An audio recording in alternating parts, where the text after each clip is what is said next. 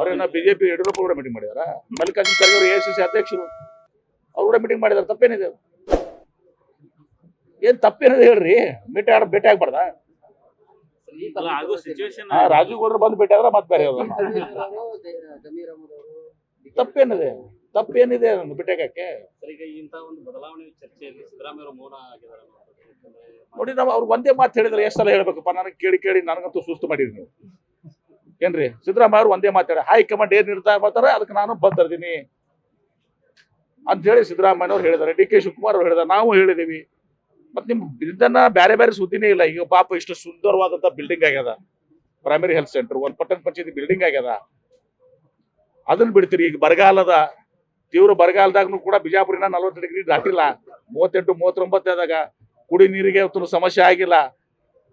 ನಾವು ಕೆರೆ ತುಂಬುದು ನೀರಾವರಿ ಮಾಡಿದ್ರಿಂದ ಇವತ್ತು ದಿವಸ ಜನ ನೆಮ್ಮದಿಯಿಂದಾರ. ಪ್ರತಿ ವರ್ಷ 700 ಟ್ಯಾಂಕರ್ ಹಚ್ತಿದ್ವಿ ಇದೇ ಸಂಬಂಧದಲ್ಲಿ. ಇದೆಲ್ಲ ನಿಮ್ಗೆ ಬರಂಗಿಲ್ಲ. ಅವರೇ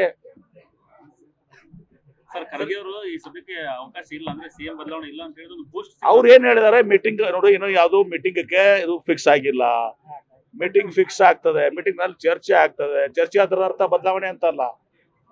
ಅದು ಮೀಟಿಂಗ್ ನಲ್ಲಿ ಚರ್ಚೆ ಆಗಿ ಇಲ್ಲಿಯ ಪರಿಸ್ಥಿತಿಗಳನ್ನ ಇವತ್ತು ಸಹ ಅವಲೋಕನ ಮಾಡ್ತಾರೆ. ಯಾರಿಗೆ? ಪರೋಕ್ಷವಾಗಿ ಬೆಂಬಲ ಕೊಟ್ಟಂಗೆ.